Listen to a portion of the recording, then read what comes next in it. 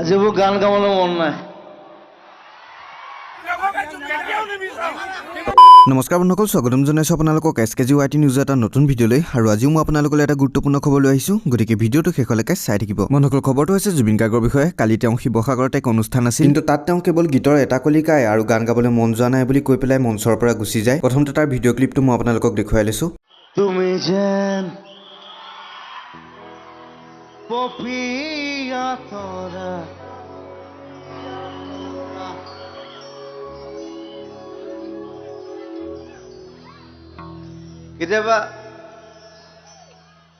কেতিয়াবা গান নেগাবলৈ মন যায়,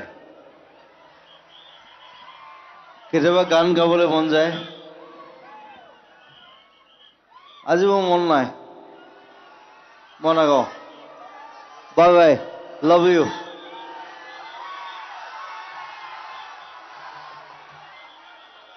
বেয়া লাগিছে, বহুত বেয়া লাগিছে।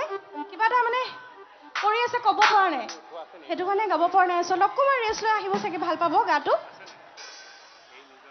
হঠাতে গাটো বেয়া হৈ গৈছে একচুৱেলি। আৰু ইয়াৰ পিছতে বিভিন্ন প্ৰতিক্ৰিয়াৰ সৃষ্টি হৈছে। ছ'চিয়েল মিডিয়াতো বহুতে জুবিন গাৰ্গক সমালোচনা কৰিছে।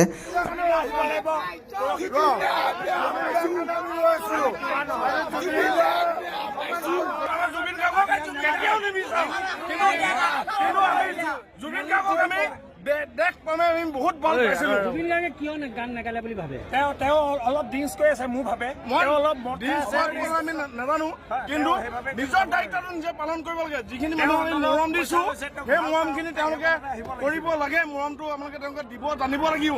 কিন্তু আৰু বহুতো লোকে তেওঁক সমৰ্থনো কৰিছে আৰু কৈছে যে কোনোবা দিনাখন মানুহৰ মন হঠাতে বেয়াও হৈ যাব পাৰে বা তেওঁৰ স্বাস্থ্য সম্পূৰ্ণ সুস্থ নাথাকিবও পাৰে। গতিকে এইটো ইমান বিতৰ্ক কৰিবলগীয়া কথা নহয়। প্ৰকৃত কাৰণটোতো জুবিন গাৰ্গে যদি ইয়াৰ ওপৰত কোনোবা মন্তব্য দিয়ে তেতিয়াহে জানিব পৰা হ'ব। আপোনালোকে ইয়াৰ বিষয়ে কি ভাবে তলত কমেণ্ট কৰি জনাব নাপাহৰিব। এই ভিডিঅ'টো ইমানেই। যদি ভাল পালে লাইক শ্বেয়াৰ কৰিব আৰু চেনেলত যদি নতুনকৈ আহিছে ছাবস্ক্ৰাইব কৰিব। ধন্যবাদ। জয় অসম।